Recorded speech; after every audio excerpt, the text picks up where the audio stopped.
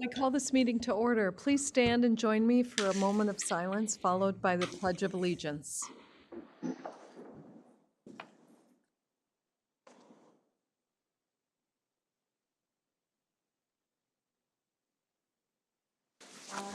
Pledge allegiance to the flag of the United States of America and to the republic for which it stands, one nation, under God, indivisible, with liberty and justice for all.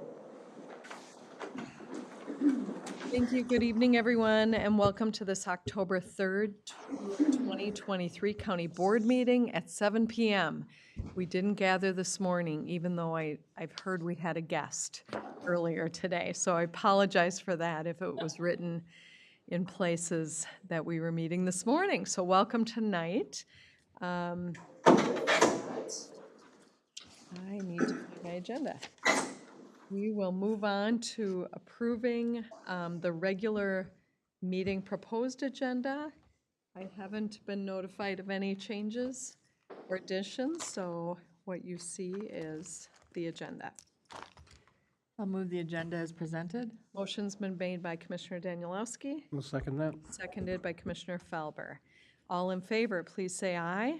Aye. Opposed, nay. Motion has carried. Moving on, we do have a public hearing tonight, that of our county services and fee schedule. So that is item number 2.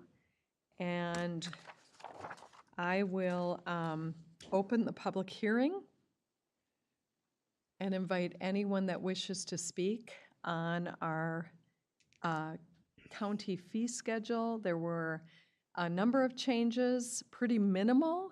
There were actually some reductions on some of them.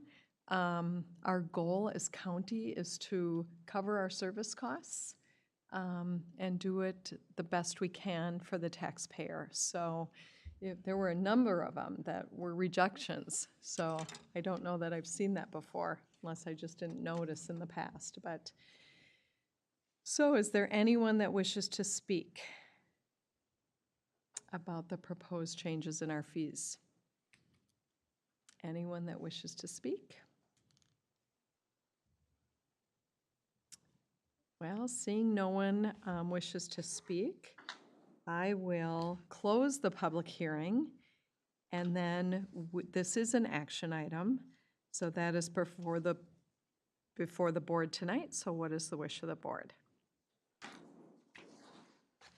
Madam Chair, I will move the fee schedule of all services as presented. Okay, so Commissioner Danielowski made the motion to approve the proposed revisions to the Sherburne County all services and fee schedule as recommended. Is there a second? I'll second that. Seconded by Commissioner Gray. Any other questions or comments on that? I did have one question, but there's no one here. Commissioner Felber. I was curious why the, and I'll probably find out later, but I was curious why the cost for registering as a minister went up from $20 to $200. Okay, I'll turn that over to Administrator Messelt. And being one of those ministers, I guess I'm glad that I got it in under the $20. Yeah, and I'll do my best here, but Diane's going to fill me in because we've talked to Michelle a little bit. Oh, okay, I've talked to Michelle, so Diane will help me. So there's a new state statute which allows essentially any person to now serve as a minister. So the criteria, the requirements have changed. And as a result, most organizations are expecting quite a few more registrations. And so they've increased the fees to expect that there'll be a lot of people coming in, and the processing time and the staffing, and then therefore the database just is going to get probably exponentially larger since the state just recently changed basically the option of doing it. So it used to be that it was, pretty structured and you had to do several things. Have to have an online course, be certified with a religious institution. You don't have to do that anymore. Anybody can marry anyone now in Minnesota. Okay, all right. Okay, other questions or comments? Seeing none, we do have a first and a second on this, so I would call all in favor, please say aye. Aye. Opposed, nay. Motion has carried. Moving on to our next item on the agenda is our open forum, item number 3. So Ms. Keisha, do we have anyone speaking this evening? Yes, Madam Chair, we have 2 people signed up this evening, and the first person is Kari Watkins of St. Cloud, speaking on the Dominion patent. Okay. Good evening, Kari. Good evening, Madam Chair and Commissioners. This evening, I bring to a U.S. patent for Dominion voting machines or systems. In this patent, Dominion makes it public record that voting machines can crosstalk and be remotely accessed as seen in column 14 and elsewhere in the document. I'll just read that for you. Votes requiring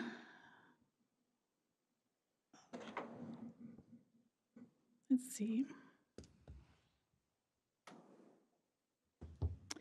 Votes requiring adjudication may be identified in some examples by a central server computer system or by an optical scan ballot system, with adjudication of the votes performed with an adjudication system that is located either locally or remotely. In other embodiments, areas of multiple ballots may be identified to be adjudicated, similarly as described above. And also,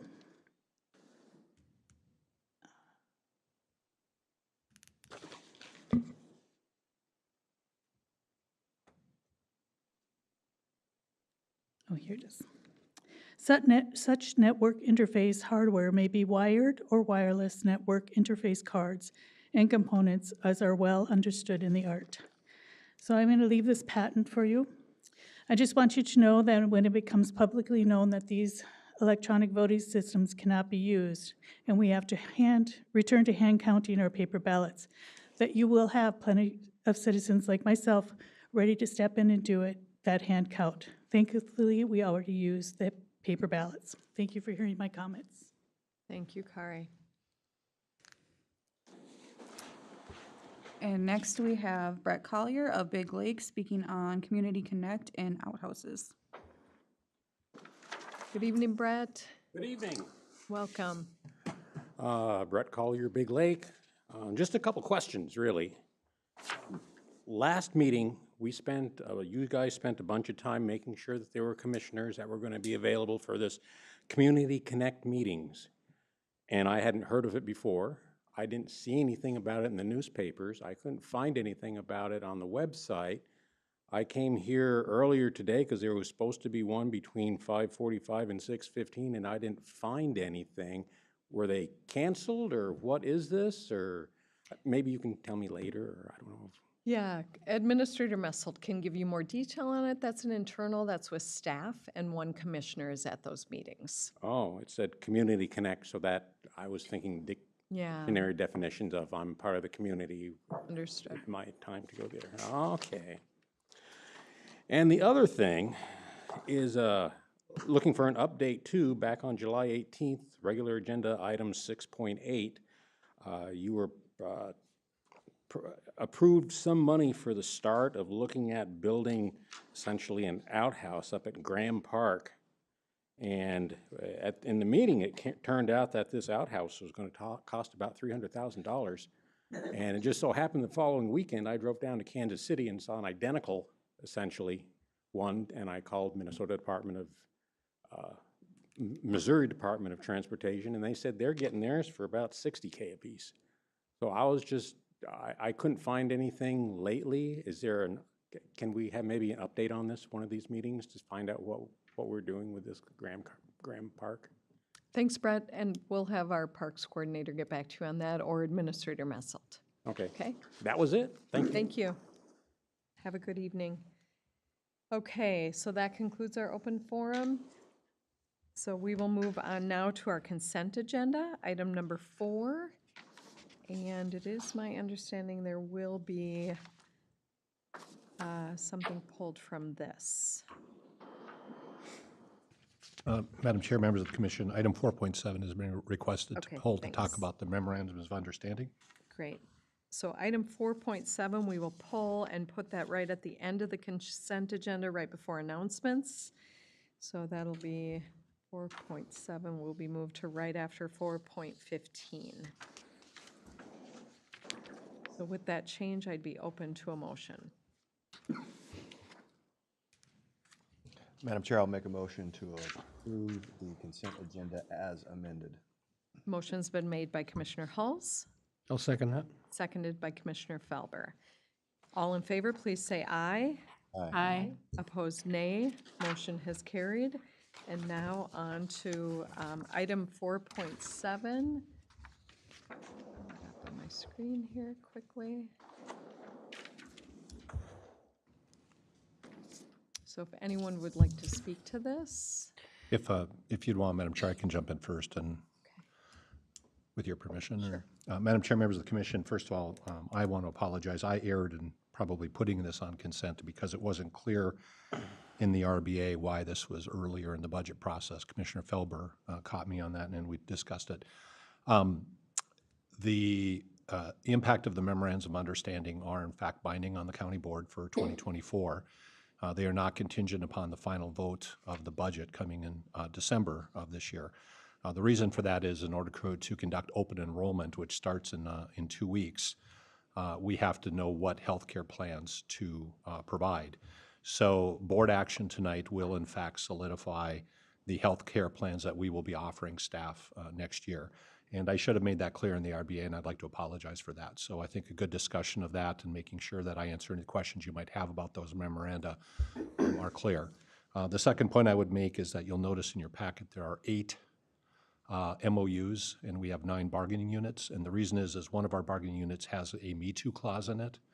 So they get exactly what another bargaining unit gets, so there's no reason that it's in front of you today. But all of the bargaining units have agreed to the memoranda as it's written and presented to you tonight. okay, thanks, Bruce. So what is the desired board action with this? Yes, this is, I asked to have this pulled because this was really a continuation of the discussion on the healthcare increases from the last one. Where we're at with this is if we vote to have this way, then we obviously cannot reduce the actual levy. This actually becomes part of the levy. The only way we could have any less levy and get back to the original agreed amount from the levy discussions would be to cut something other than this, because once we vote this in, we're going to be making this payment. You know, which has all the same things we already talked about in the previous meeting about the healthcare. Administrator Messel. Yeah, Madam Chair, members of the commission, Commissioner Felber is correct in that the levy reductions would have to come elsewhere. However, just a slight note, we can use county program aid or other non-discretionary funds for funding healthcare. But in the aggregate, he is correct that with board action tonight, healthcare costs will be set for 2024. Should the board direct that the levy be reduced, we will have to reduce it elsewhere. But again, it's not just levy dollars. County program aid could be used for this, prior year fee revenue. But he is correct in that should you say to staff, okay, lower the levy, just know I cannot lower it after tonight's passage of the MOUs if they pass. Okay. And Madam Chair, Commissioner Danielowski. thank you. Just for clarification, we did agree to this. It might not have been unanimous, but it was by majority. And I think that based on what you're explaining to us, that with the healthcare opening up in October, we have to know what we're doing and what we're offering. And so if there's a look to reduce anywhere, we will work to find any of those opportunities. And yes, that's my piece. Okay, so we would look for a motion. Madam Chair, I'll make that motion. And that motion is to approve the proposed memorandums of understanding regarding 2024 health insurance contributions with the following bargaining units to be effective January 1st, 2024. Is there a second? I'll second that. There is a first and a second. Any other conversation? Madam Chair, Commissioner Hulse. Yeah, so I have had discussions with this with Administrator Messelt. We've had, this is a continuation of a previous discussion. So the challenge that I see with this is in order for me to be consistent, I feel like I need to be consistent on this. I want to say, though, I do not disagree with the goal of providing a little better healthcare package for the family package. I don't disagree with that. My concern is how we're going about it. After tonight, it's going to be all said and done, right? It is what it is. I still feel like there was a perhaps more challenging from an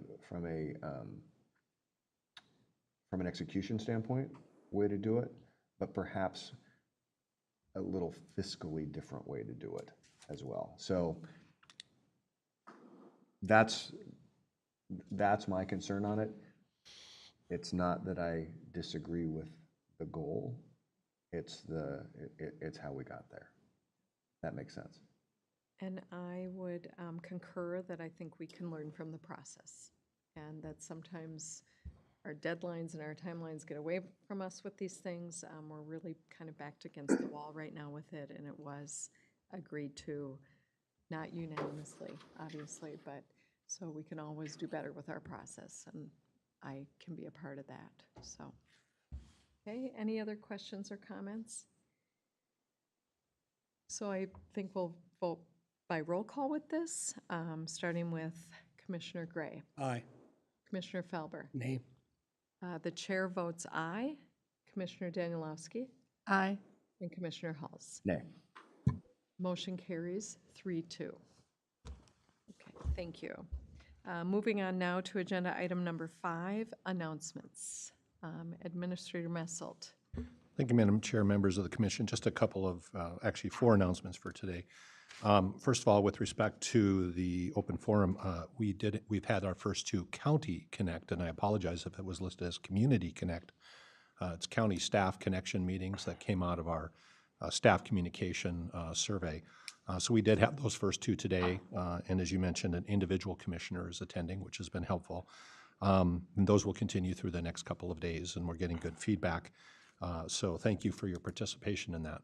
And if I may say a little bit more of that, that came out of some staff survey work in the last couple of years where staff wanted to hear more from board members directly. We have staff of 780 plus or Plus. around there. Yep. So a lot of staff, after years being in these seats, sometimes you have still not met all staff. And so there was an ask from staff that they would see board members more and administration more. So we did this a number of months ago. We're going to try to do it twice a year, that we meet with various staff, groups of staff members. And it's one board member, Administrator Messelt, and our HR director that are having those meetings during this time. So, and staff. Madam Chair? Yes. And just for clarification, a lot of organizations call these all hands meetings. That's essentially what these are. But we're doing them in smaller groups because it's logistically impossible to get everybody together at one time. So that's what these are. What was on the screen said community when I read it, so that confused me. Yeah, I think we've had different words for it, so sorry about that, Brett. But okay, so one kind of not so positive announcement and then 2 positive announcements. First of all, I just wanted the board to note that the last 2 weeks we've had 2 very, very challenging crashes. One was at County Road 4 and 169. It was a near fatality, and it was so bad that they actually used the ambulance because the helicopter couldn't get there fast enough. And as you know, we're working very hard to get funding to complete the overpass there. Unfortunately, the stars are lining up that the state is going to be a challenge this year because it's not a bonding year and it's not a budget year. So usually it's budget then bonding. We've got as much as we can from GO bonds. So you'll notice that on coming up, we want to have a discussion of legislative priorities for that very specific reason. But it really makes it important that we probably shift and put more weight on MnDOT from the, I'll call it the executive branch funding as well as our federal funding, because legislative funding is going to be hard to come by this in the next year. And we would hate to see that project slip another year. The second is we did have a fatality, unfortunately, on County Road 16 and Trunk Highway 25. We don't know a lot about it. It is in the state Highway Patrol's hands for investigation. It is the first fatality we've had there in 10 years, which is good, but any fatality is bad. The reality is, as you know, Andrew's been in front of you before to talk about what makes the best impact on rural intersections. And we've been aggressively pursuing those, including lighting of rural intersections, double stop signs with LED lights and larger, retroreflectivity, additional signage. The question has come up whether or not rumble strips should be considered as well. These are transverse rumble strips versus what you just talked about in your consent agenda of mumble strips on the side or those annoying ones down the middle.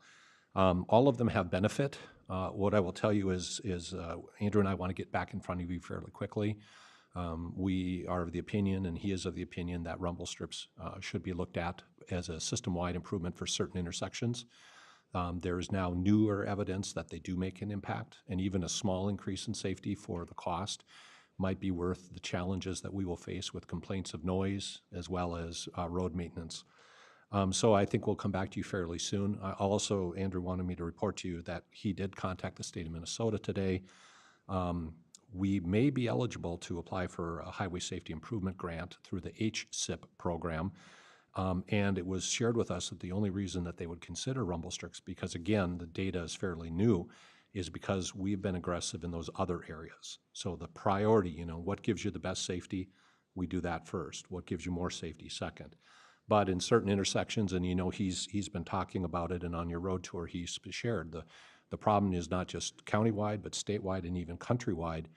Rural intersection safety is a very, very significant issue. Speeds are going up, driver distraction is going up, and we're seeing very, very major impacts. It doesn't mean this may not particular, with one interchange, we're looking at an overpass. With 16 and 25, maybe MnDOT needs to look at a roundabout. We'll be open to all of those solutions, but with what we can control, I think we want to sit down with you and talk about, areas that even this fall we can maybe put in some rumble strips and observe and see if they can make just a little bit more safe intersections.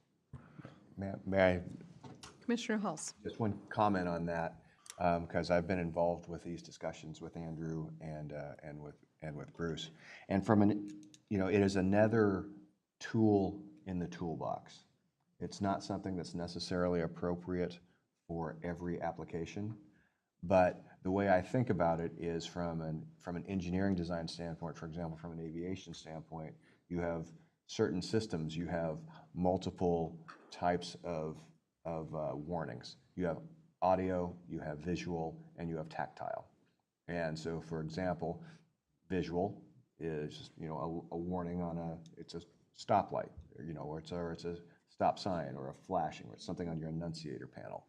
Audio, we've all heard recordings of aircraft that are going too low, that are in danger of flying into a train, pull up. And then you have tactile, which is some sort of physical feedback. So, for example, an aircraft, if the pilot is about to put it in a stall attitude, the rudder pedals will shake to warn them of that. That's how I view these rumble strips going into these transverse rumble strips going into a challenging intersection. It's not necessarily going to be appropriate for every intersection, but it's another tool that can be added in certain applications, which are going to cause more noise, but may make those intersections safer as part of an overall system. And I believe, Commissioner Felber, if I can paraphrase you, your experience has been also as a patrol deputy. They do make a difference, correct? Yeah, I'm a fan of them because in the many years and thousands of miles I drove in the darkness, and a lot of it really fatigued. You get called up for court, or just really putting on 500 miles in a night on transport. I know the rumble strips woke me up a number of times, and also in my personal world. I mean, it's really handy to have something wake you up when you've got a horse trailer and you're going down the road at 16,000 pounds. So that's one of those things that I encouraged that we're making movement towards getting those in, and the sooner they could get in, the better, as far as I'm concerned. Yeah, and you know what I will share with you, of course, is we also have to temper the fact that this is not going to stop, unfortunately, accidents. You know, driver inattentiveness can still be present. Driver impatience, where they do come to the stop but then think they can jet through the intersection and misjudge it, can be an impact. Speed is an impact for the traffic that isn't stopping. Medical issues have been significant. And, you know, as Andrew reminded me, one of the problems with rumble strips is when people know they're there, they sometimes avoid them, and avoiding them often leads to crashes on their own. So every solution has problems, but I think we need to look at it. And this just reminds us again how precious life is and how quickly something can change in just the blink of an eye. So we'll probably have that on our next agenda, if possible. Yeah, he's working on it. I can't say for sure if it'll be the next agenda, but within the next month, yeah. Okay. Okay, a couple of positive things. You did discuss briefly your budget discussions. I just want to note the nature of your lead budget person, Dan. So in his estimates, of course, he was conservative in tax capacity growth. He said 7.75. And he is one that, as you know, will underpromise and overdeliver. So in fact, the actual tax capacity went up 8.89%.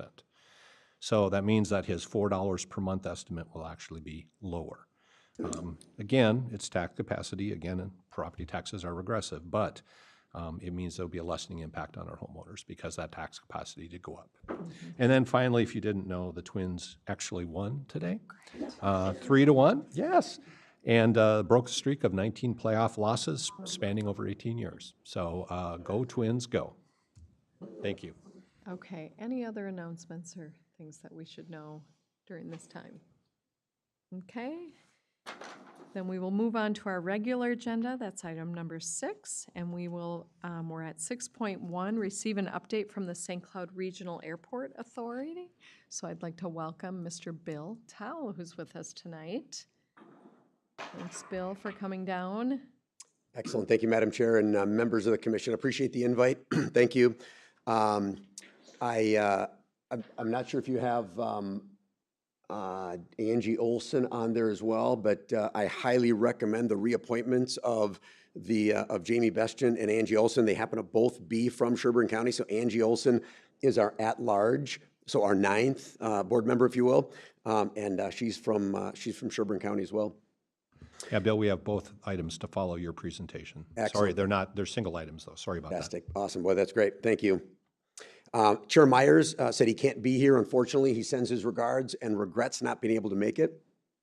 I think it's just one of those late evenings, and he in retirement. Boy, that guy's busy, that is for sure. So we certainly appreciate him as the chair of the Airport Authority, again, from Sherburne County. So you guys have some superstars for sure on the board. Well, we're so fortunate, Bill, because our path crosses Brian Myers at many different things, so we do get to see him, so. Exactly, boy, and it really is. And when I talk about this board, I'm really fortunate to have a board like this. These 9 members are just absolutely excellent. Very smart, unique skills. Every one of them has a unique skill set that is very, very valuable to the airport, from construction to finance to military to aviation. I mean, it's really, really wonderful. So the 3 counties in the city of St. Cloud really put together just a fantastic board. So I really appreciate that. What I'd like to do right now is take a few minutes and I've just got a list of some things that I'd like to kind of share, some updates of some various things. And then after that, just open it up for questions and comments, and be here as long as you'd like. With that, just a little background on the Airport Authority. The city of St. Cloud really was working on the airport becoming an airport authority for quite some time. I feel like the mayor of St. Cloud mentioned something to me around 2010 or 2011 to say, we should really consider this airport authority thing, right? The St. Cloud Regional Airport is a poster child for really needing an airport authority, right? Sits right at the intersection of 3 counties, all these townships, metro area of cities, and all of them benefit from the airport. And, typically what you'll see is, you know, all of those communities kind of coming together. And in this case, it turns out to be the 3 counties, which really makes it a lot more, you know, a lot easier and more realistic, to then kind of share in either the cost or the success or whatever it is of that airport. I think because all 3 counties really benefit from the airport and all the residents. So when we finally became an airport authority on January 1st of 2022, it was great, but we were almost there in 2020 and then COVID hit. And I mean, since 2010, it's been kind of one thing after another. So we finally made it. January 1, 2022. And again, all, you know, the 3 counties each have 2 board members. The city of St. Cloud has 2 board members, and then there's a 9th at large. And the reason the city has 2 board members is because they continue to provide financial assistance, and they also provide some staff support. I can call on the city to help me with some things that they've helped me with in the past. There's certain things that they can't, right? Finance and attorneys and things like that, they can't. But public works and some other things like that, they're willing to help. And it's been very, very beneficial to the airport for that. So they have 2 board members as well.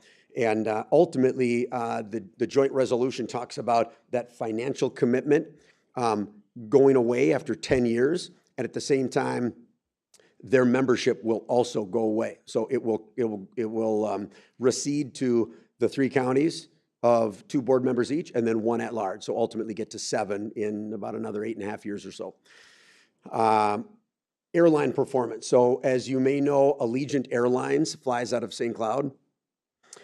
They fly 2 different routes. So it's Punta Gorda down by Fort Myers, Florida, and Phoenix Mesa. So it's really Mesa. They call it the Phoenix Mesa Airport. And the Phoenix Mesa generally is twice a week starting tomorrow, and it goes through mid-May. It ramps up to 4 flights per week in early February, goes to the first week of April as those 4 flights a week, and then backs back down to twice a week until mid-May. Punta Gorda starts a little bit later. It starts in like mid-December, maybe a little after mid-December, and it also doesn't go quite as long as Phoenix Mesa. It goes till about middle of April, something like that, and that remains at twice a week the entire time. So it doesn't ramp up like Phoenix Mesa does. We continue to, reach out to them, and we're certainly interested in more routes from them. We'd love to see an increase in, the number of flights that they have.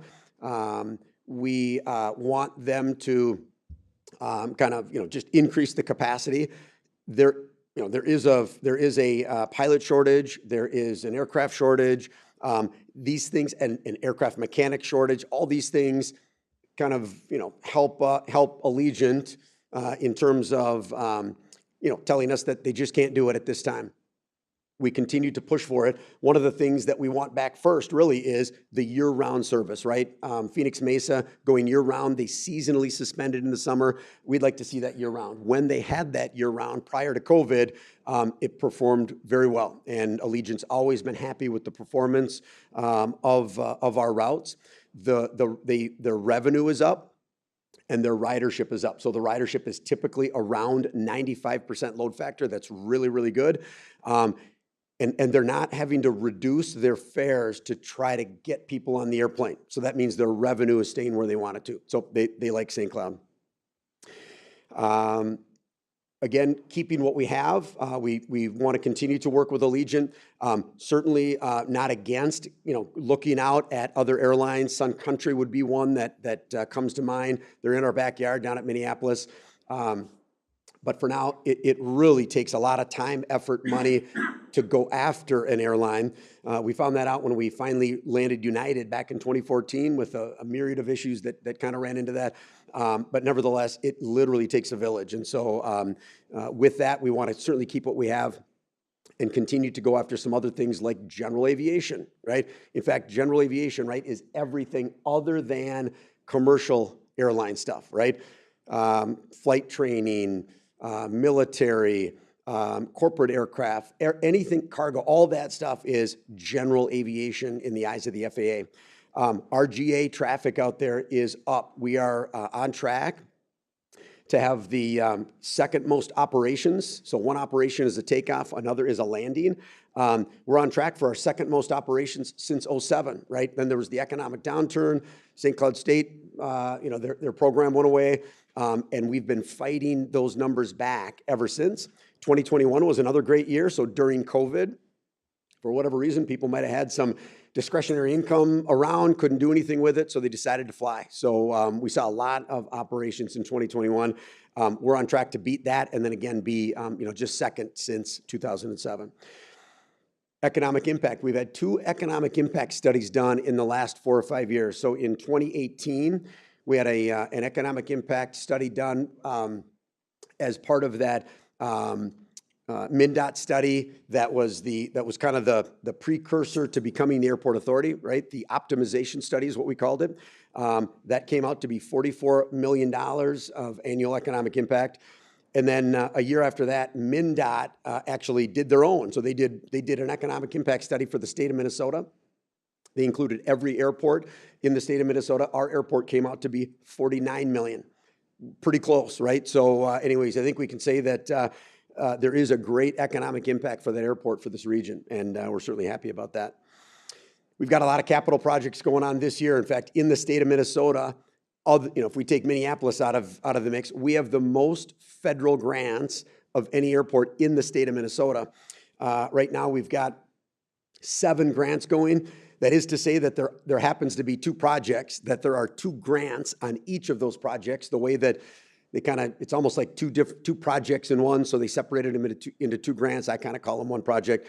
But we've got a lot of things going on out there right now.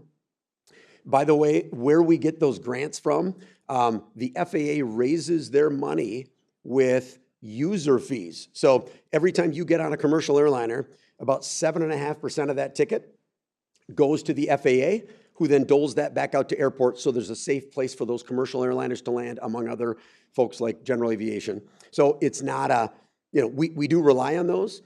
We try to, we go after as many grant opportunities as we can, but know that it's not, generally people that aren't using the airport aren't paying for it for the most part. It's generally a user fee system. And our congressional delegation has been extremely helpful recently in obtaining some of these grants. A big one was we've got these we're replacing our radios in our air traffic control tower, right? Extremely important safety feature. We're starting to get our voice switch is failing, as well as our radios, right? Our radios are from 2004, so they're 20 years old. They're not made anymore. They don't make maintenance parts for them anymore, and they're not supported. So we're in the process of replacing those. It's a $500,000 project, if you can believe it, for 9 radios and a voice switch. It's just, it's amazing. Something that we just can't afford. And we were able to get some highly, highly competitive bipartisan infrastructure law money that all of our congressional delegation fought for us which was really, really helpful. Some other projects that we've got going on, we're replacing our fire truck. So our fire truck is, these things are expensive machines. They're $800,000. They got to work when they're supposed to work. Ours is 20 years old. We've got an FAA grant for that. So we're, in fact, that one happens to be almost 100% funded. So we're getting 90% federal, 5% state of Minnesota, so MnDOT Aeronautics, and then a 5% local match. So certainly a great bang for our buck. Our T-hangar construction, which is going on right now, it looks like a lot more than just a building going up. So part of what happens when we are constructing this hangar in the area that we're doing it, we're creating obviously this big impervious surface. We need to make there are environmental ramifications for that, right? Stormwater infiltration. We're bringing water to it. We need to have a fire hydrant close, some other things. And so we're working on that. That's a great project. We have 25 aircraft on a waiting list that are ready to come to the St. Cloud Regional Airport, and we don't have space for them. So this 10-unit T-hangar is going to be really helpful. We're going to get 10 more airplanes on the field. And then we've also recently completed an area that folks can build their own hangars, right? Generally, it's, generally geared towards the corporate type, right? It's kind of a bigger box hangar area, and it's, geared for corporate jet kind of activity in the area that we have it. But we're going to start advertising that as well. We've already got interest from 3 or 4 folks that are showing some interest, and we're hoping to maybe get some shovels in the ground starting next year in that area. And then finally, we have a navigational aid called a Precision Instrument Landing System, an ILS, and that's really it's a huge safety item, right? When inclement weather is around, we've got this ILS system that guides airplanes in inclement weather, and ours is failing, right? It's along with the approach lighting system. So if you're looking, you see some of these photos of some airports that have kind of these rabbit lights that are guiding these airplanes in and lights all over the place. That's the same thing. These are 40-year-old pieces of equipment. Again, not supported anymore. They don't make replacement parts. We're really, we almost try not to touch them because they'll turn to dust. So we were very fortunate that we asked for bonding money. It didn't turn out to be a bonding bill, but like a cash bonding bill, however the legislature did it. But I know our local legislators in this area, and I think this really was key that we happened to be an airport authority at the time, because then we got buy-in, political buy-in from really the region. Instead of maybe just the city of St. Cloud, it was all 3 counties, among other folks in the state of Minnesota. And we were able to get $3.9 million in bonding cash for that. The FAA is going to put in another $1 million, and the state is going to put in another $1 million. So we're at it's about a $6 million project to replace this Precision Instrument Landing System, the approach lighting system. And then I don't want to try to get too far into the weeds, but we've got 500 feet of runway out there that we can only use part of the time. It's called the displaced threshold. And we're going to move everything so that we're going to take advantage of that. So our runway is really going to go from 7,000 feet to 7,500. So that's, and every foot counts when you're in an area like us, when you've got snow or other contaminants on the runway. Every foot counts. So that's really great. And then last year we completed a taxiway project. Part of it was realigning a non-standard intersection that can be confusing to pilots, so a safety feature. Our congressional delegation helped us get $3 million in discretionary funding. So that discretionary funding, again, highly competitive. We're going after, we're competing with MSP in Chicago and Detroit, and they were able to bring home $3 million for that $5 million project. So it was great. So anyways, lots of things going on. I just wanted to touch on a few. Hopefully that'll maybe trigger some questions or comments for you, and I'm all yours. Great, thanks, Bill, for that update. It's really exciting to see all that's happening when we worked hard to get to the airport authority, and I can see it's already paying off. So, any questions or comments? I have one just to start. How's the parking going? Pay for parking? Well, I'll tell you, it did both things that we wanted last year. We really implemented pay for parking. Really, the main reason was we needed to manage the capacity, right? We have a limited amount of space out there. And with the load factors that we're running out there at 95%, some flights are 100%, we just didn't have a place to park everybody. When it came towards the end of March, it would just slowly build until finally at the end of March, we're plowing grass. 2 years ago, it actually went all the way around our ring road, our driveway out to the county road. One more car would have been out on the county road. So it was just incredible. And then it started kind of slowly coming back in. But we were able to manage capacity. So over the last year and a half, we've charged for parking.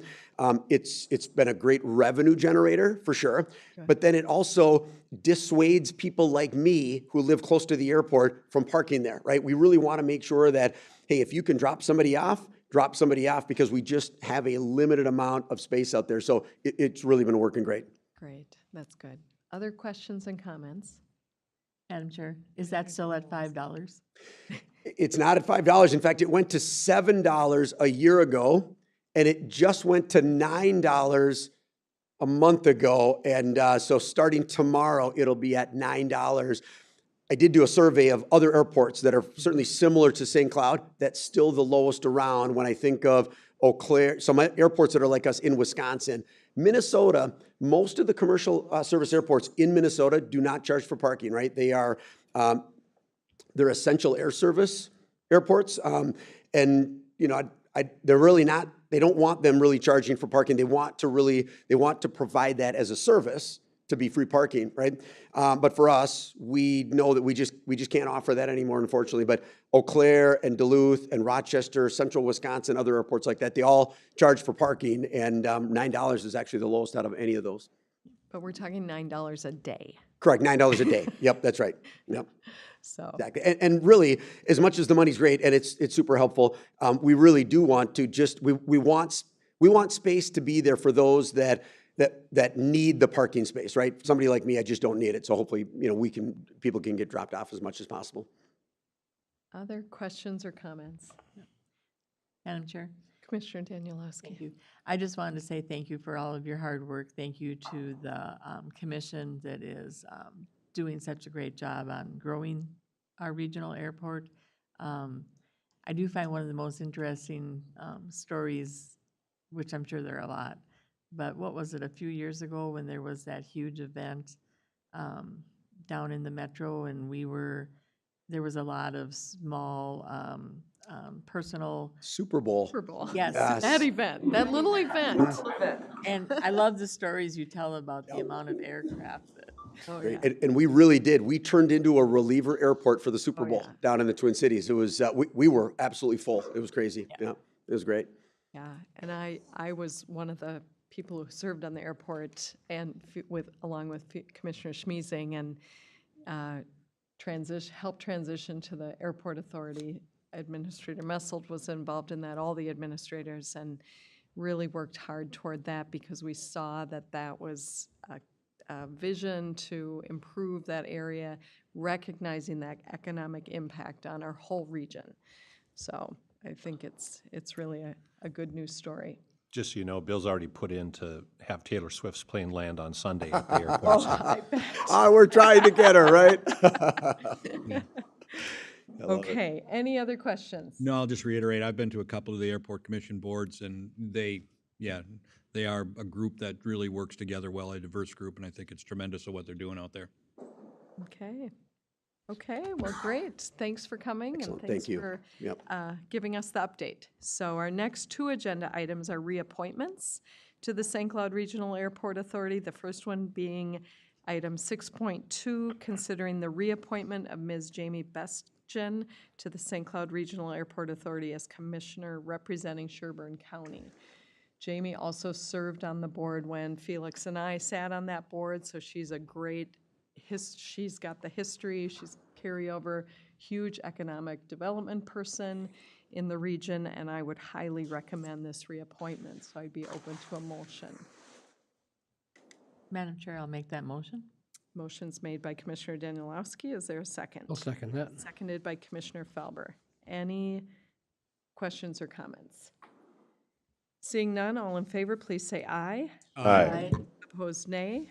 Motion has carried. Item number 6.3 is that of considering an approval for the reappointment of Dr. Angela Olson and as at-large commissioner to the St. Cloud Regional Airport Authority. And Dr. Angela Olson came on with the new airport authority, and again, I would highly recommend that reappointment. So I'd be open to a motion. So move. Motion's made by Commissioner Gray. I'll second that. Seconded by Commissioner Felber. Any questions or comments with these? Hearing none, all in favor, please say aye. Aye. Opposed, nay. Motion has carried. Thank you. On to agenda item number 6.4. Consider and to accept a State of Minnesota fiscal year 23-24 Community Corrections Block Grant funding increase. And I'm going to turn this over to Administrator Messelt. Thank you, Madam Chair, members of the commission. Corey is out on planned vacation, so I'm going to try to pinch hit here, and I may rely on Greg, I think, because you were in the last community meeting, so if I get anything wrong, you can help me here. If you recall, during the budget discussions, it was noted that the state legislature increased funding for community corrections. So we planned the 2024 budget knowing that we were getting a significant amount of money from the state of Minnesota. The good news is it's recurring funding as well, so it's great. What we didn't figure out until recently, and several counties are doing the same adjustment, is the state funding happened to start July 1st of this year, because the state fiscal year started July 1st. So unlike county program aid, which they deliberately said wouldn't increase till next year, with the community corrections aid increase, we started getting more money each month. So that in of itself is great, but since we've already programmed and budgeted for 2024, we're only talking about an early infusion in essence. The challenge, however, is the legislation is specifically written that that funding can only be used for community corrections activities. So what we're asking tonight is for the county board to accept that additional funding and make a budget adjustment so that that funding is reflected in Corey's 2023 budget. That means that when the state comes knocking, we'll have used the money that we got this fiscal year for this fiscal year's activities. The practical impact is the way we budget is a department that is not completely funded with, let's say, fee for service, like public planning and zoning. They run essentially a deficit budget. So Corey's budget in 2023, if you look at it in OpenGov, says expenditure, expenditure, expenditure, expenditure, total expenditure, revenue from fines and fees, revenue from the block grant, and then there's a deficit. That deficit is made up with levy dollars. But we don't program specific levy dollars into like a balanced budget for each department. We balance the whole county. So the effect of accepting the budget adjustment tonight is that Corey's department will take less levy dollars this year. What happens to those levy dollars? They go to fund balance. 'Cause our They go fund to- balance has been on They go to fund balance, its own, right? which We makes, have to get up to our policy. right, which makes Diane and Dad smile because, of course, we've been relying on fund balance for, to get us through the COVID years. So by accepting the budget adjustment, you'll accept a state grant, which will then reduce the amount of levy money that goes into Corey's budget, which will show up as excess levy at the end of this year. Again, we don't have that option next year, so we're not adjusting next year's levy or anything, so we're not confusing the earlier discussion. But what it does allow us to do is to focus specifically on community corrections. Within that, we are suggesting that there are two other actions you could choose to make tonight that Corey would like to bring, since we have to discuss budgeting as well. The first is, and remember, next year there are no levy dollars going to community corrections. So as a result of that, Corey would like the board to consider allowing him to hire the 2 additional staff that we were planning on hiring for 2024 to start that hiring process now. Now, we're in October, so for all intents and purposes, the chances of them starting before January 1st are slim and none. But if the board authorizes that, Corey can kind of hit the ground running. And there's zero impact to next year's levy. We don't think there'll be any impact to this year's levy because, again, advertising tomorrow, Diane? It's gonna take a while. Yeah, advertise, interview, select, notice, and then you're into the holidays. So Corey is prepared to start working on the process to hire those two additional agents you authorized, and there would be no impact, we don't think. The other piece is a little more nuanced, and that is the state is also mandating that over the next several years we reduce fees. Corey has identified fees for next year that we could start a good faith effort towards doing that, and the impact is pretty small. It's, I don't know, Keisha, if you want to scroll down, it's like $70-some thousand. The reason why we limited to that $72,000 is very specific, and that is because when you budgeted Corey's budget for next year, the state aid is actually more than what we had budget for. So we have to find $86,000 to charge against Corey's department, or we will not be able to get all the money from the state.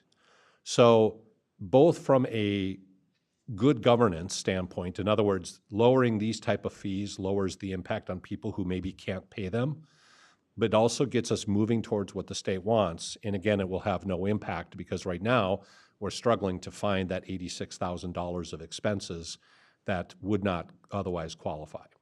So the recommendation would be that the board accept the block grant, affirm the budget adjustment, and then authorize Corey to proceed with reducing, or starting to hire the 2 staff persons now, and then reducing those 3 fees for next year. And that's a fees for assessments, drug testing fees, and monitoring setup fees.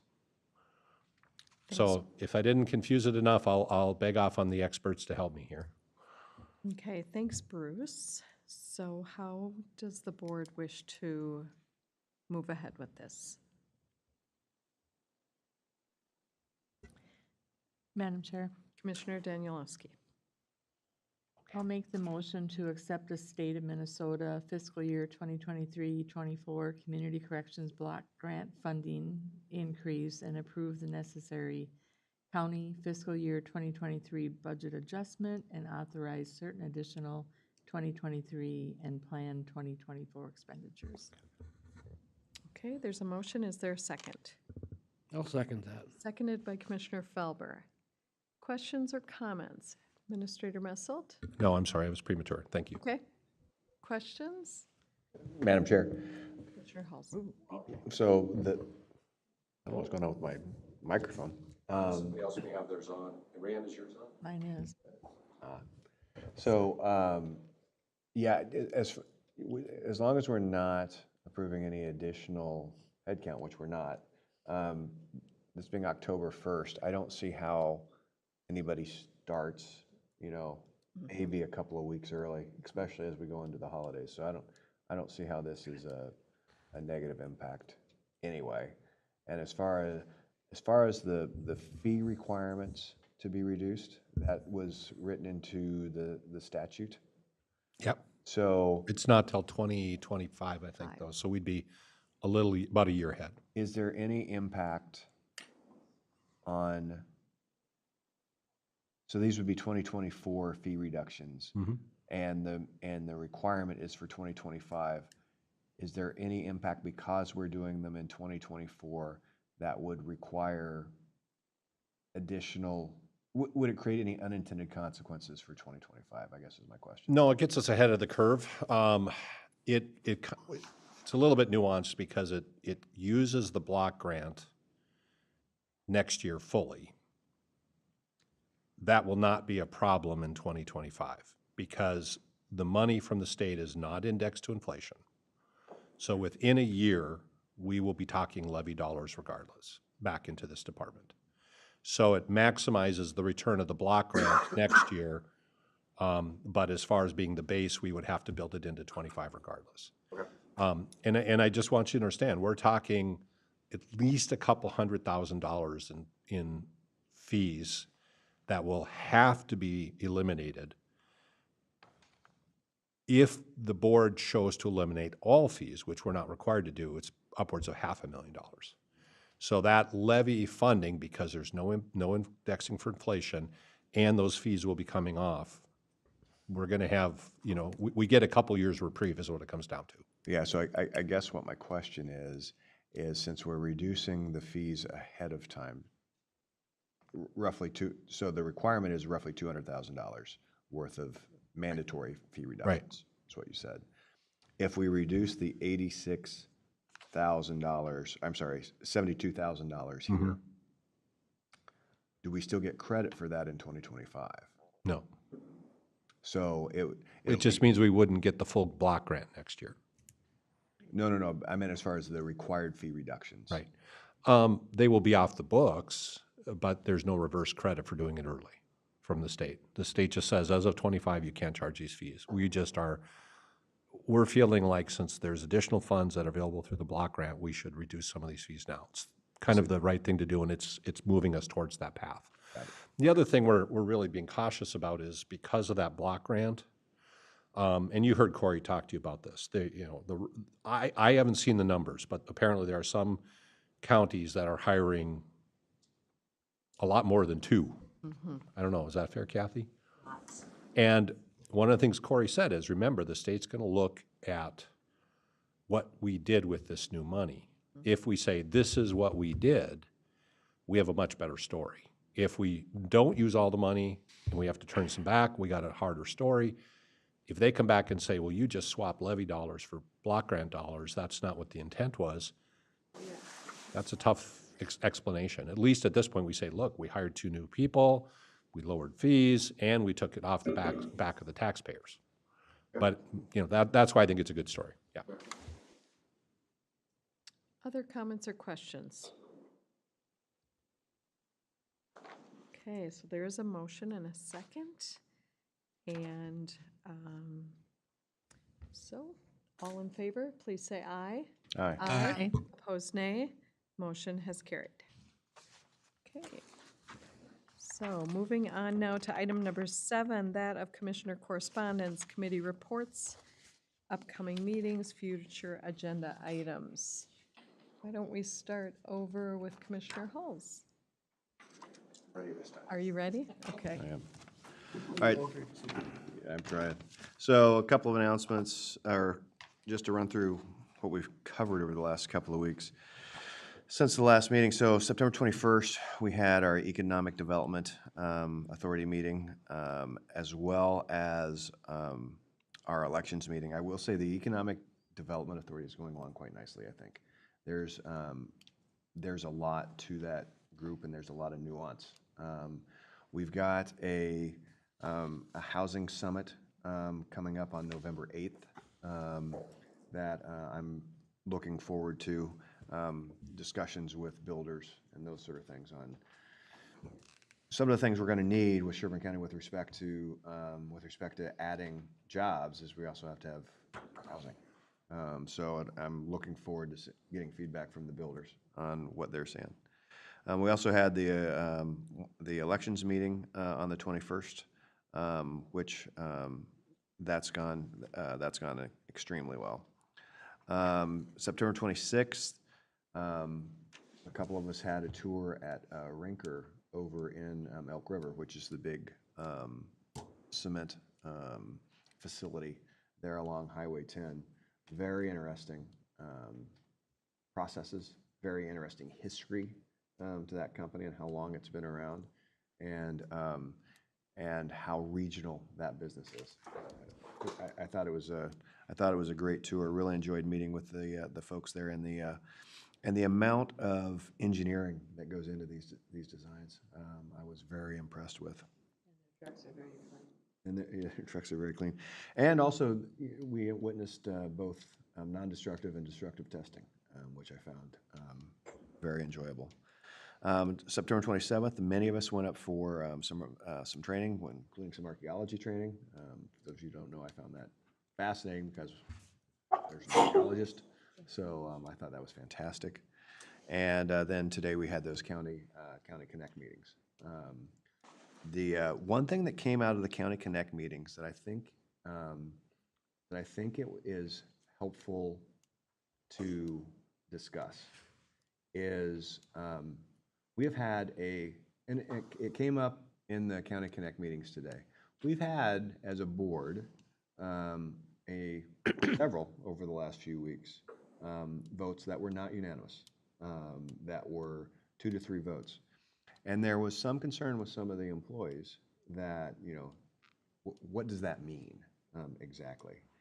And I think it's important to point out that that is just a good exercise of democracy, that it's the way the board should operate, that we're not sitting here throwing things at each other across the dais. We're having healthy discussions. We're having differences of opinion, but at the end of the day, we take a vote and we move forward.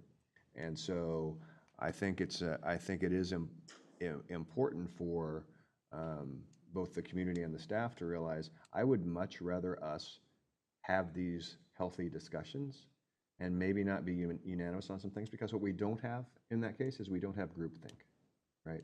We have a diverse set of opinions that are being robustly challenged, and I think that's very healthy, and I think it's healthy for the staff to understand that as well. That's it for me. Thanks, Andrew. Rayanne? Thank you, Madam Chair. September 19th, I had our law library meeting, and we went over the law library budget for 2024. Also had the law library annual report.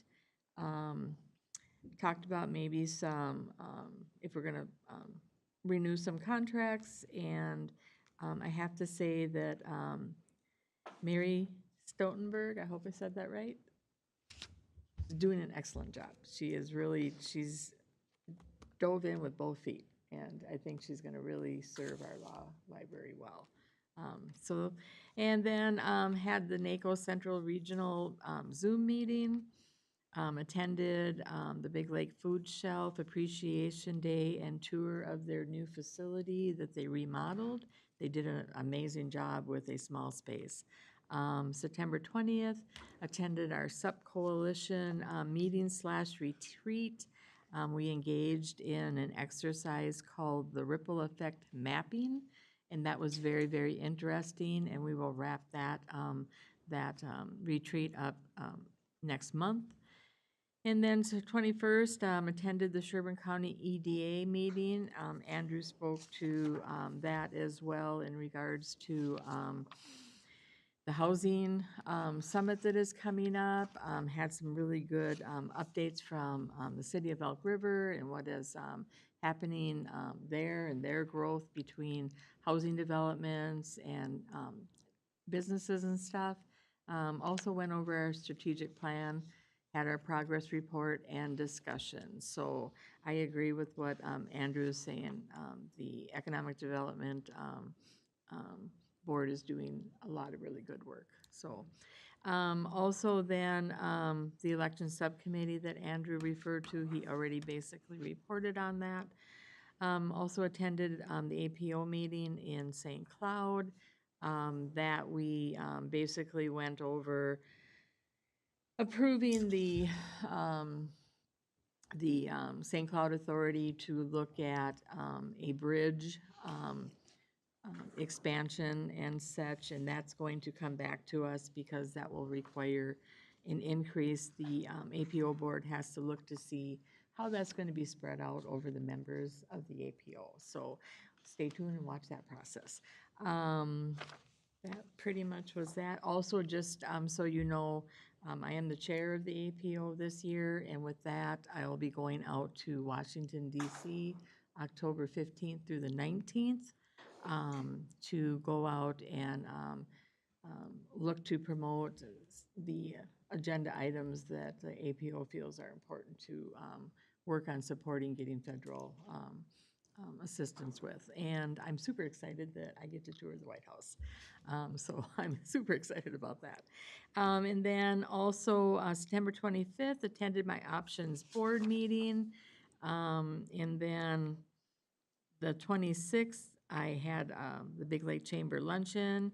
There was also a ribbon cutting ceremony for a new business in the community, Beautiful You Dermatology.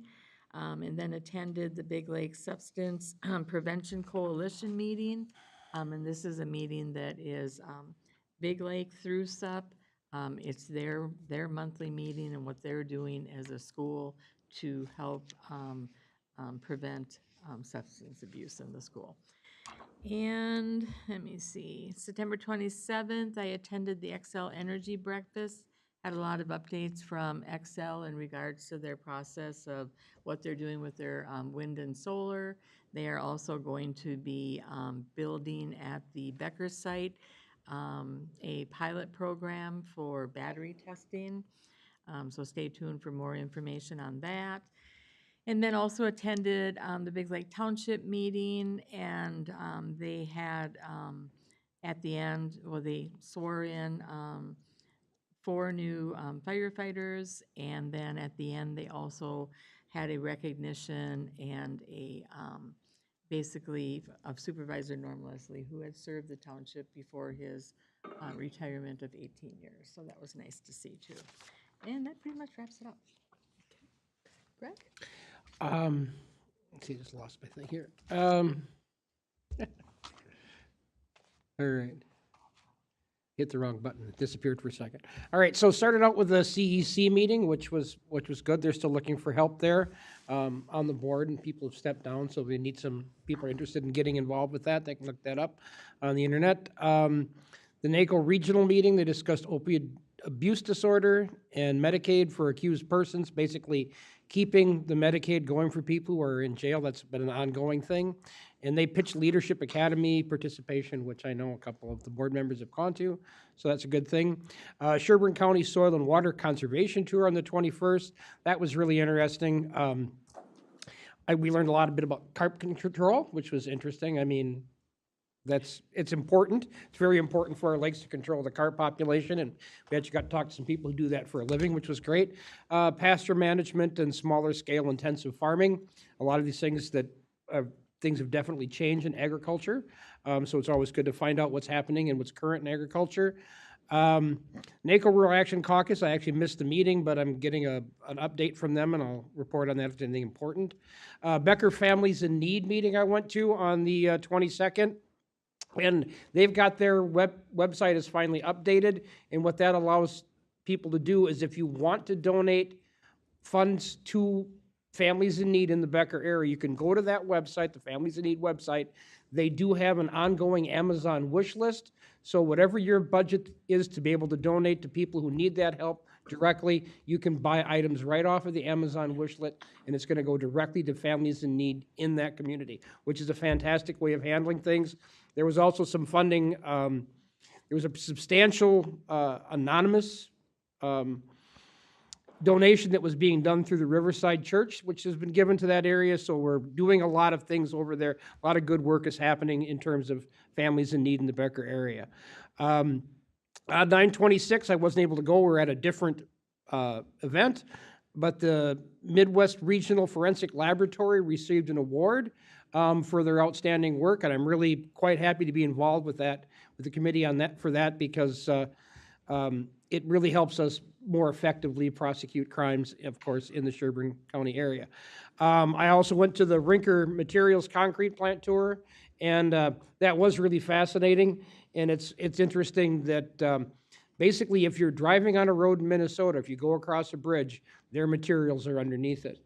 So that's a really, really important business, both for the infrastructure of Minnesota and obviously for our community, and that it has some really good jobs, and it's a really good company to keep going here.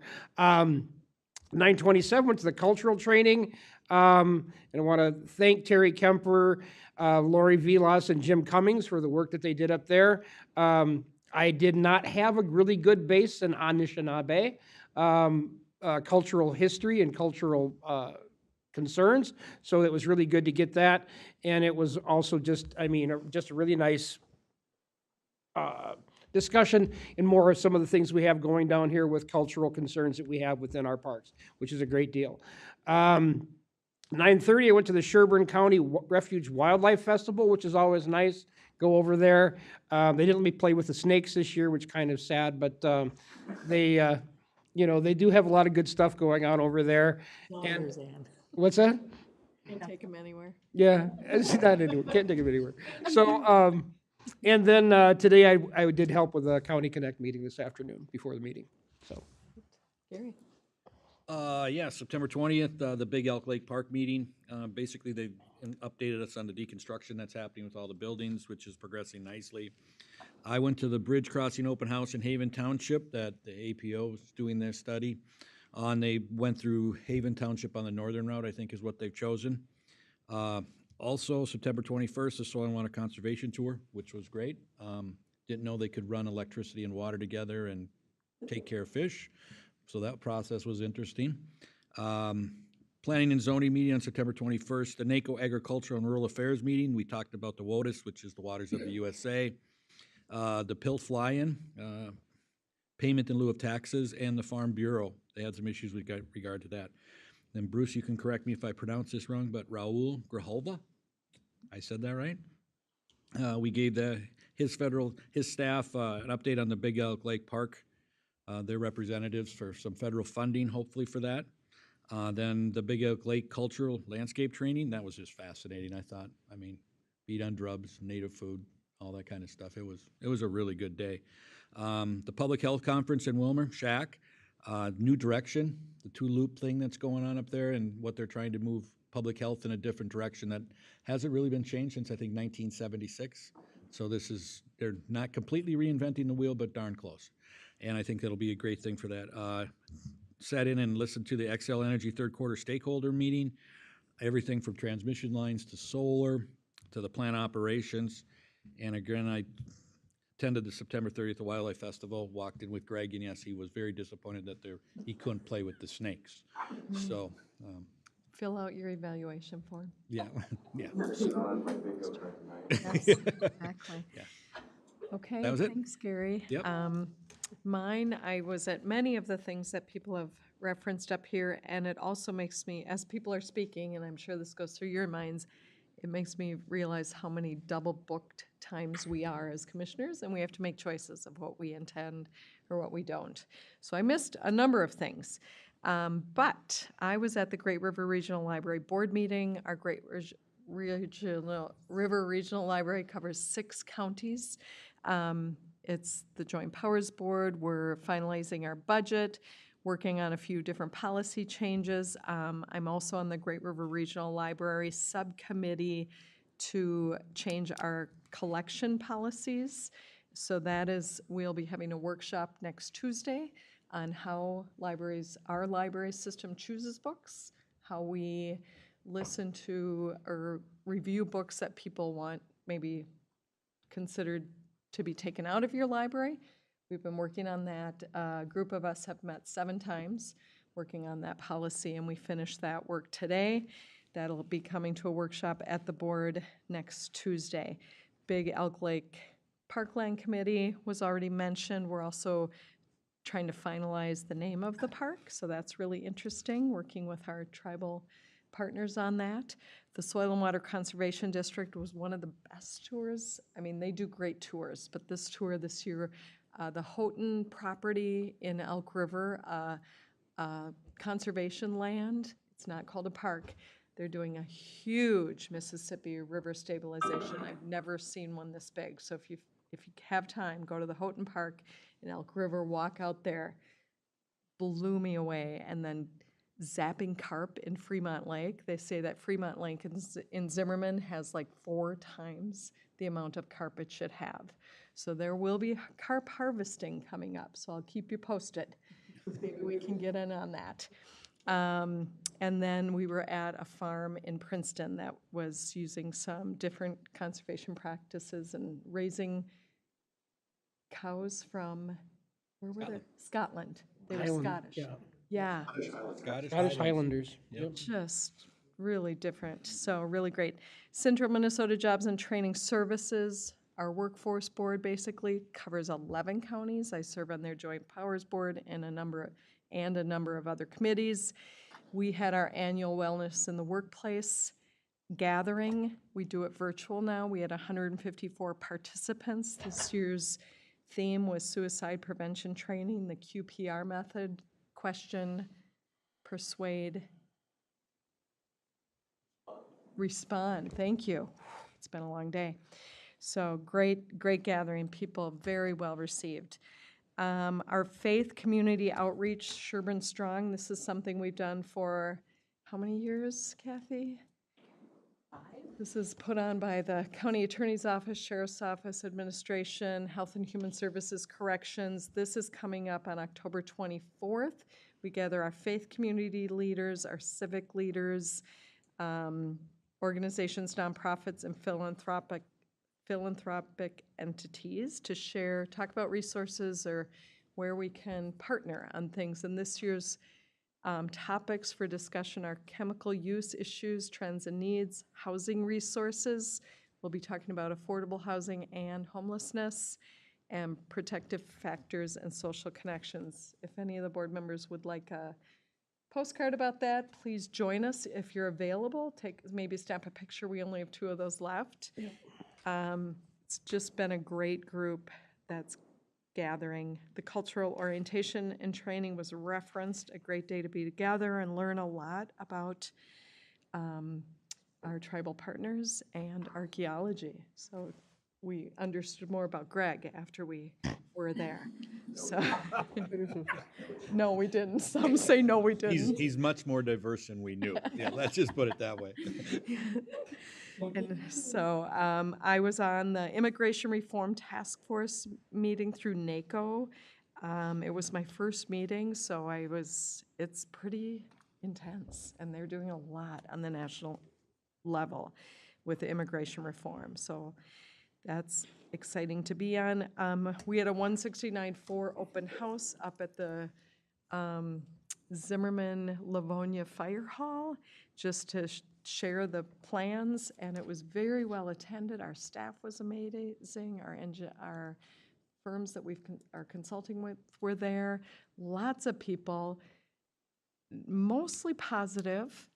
A few having some issues still, which is going to happen. When you have transportation projects that big, you're going to have your people that have some challenges. So really trying to address those and meet with those people and be with them and do whatever we can to mitigate some of that. So that'll continue throughout the course of the project. I started doing my Know Before cybersecurity training, and I hope my board members have done that. Yeah. Because, Ah, so did I, so don't feel bad. Oh, I had to go through it twice. okay, you had to go through it twice. Yeah, I did it twice. Some are already failing and going through it twice. So, but just a reminder to do that. Thrilled about the Housing Summit. Want to go tour the Big Lake Pantry. In my free time, I do things like serve on the Princeton Pantry Board. It's our food resource in Princeton, and we are looking, Department of Human Services, if you know of any food shelves that are looking to remodel or acquire property or whatever, there's a $7 million grant right now, the largest the state has ever had for food pantries. So Princeton will be applying for one of those. I'm helping write that grant. So that's what I do in my free time. I think that's it. We've been busy. Anything else? Madam Chair, real quick. I don't know, Oh, yes, that's Administrator Messelt's going to share that. Yeah, and I just looked it up too. Sometimes it's question, persuade, refer, Okay. if not respond, but Thank you. it's definitely a Yes. mental health intervention for suicide prevention. So, sorry about that. I forgot to note for the county board, for open forum, we do allow, something we started in COVID, but we do allow emails to come in. The board has been presented with this, and it's part of the record of open forum. I would just note for the public, we did receive a query from Pam Burbank regarding concerns of zoning in Baldwin Township.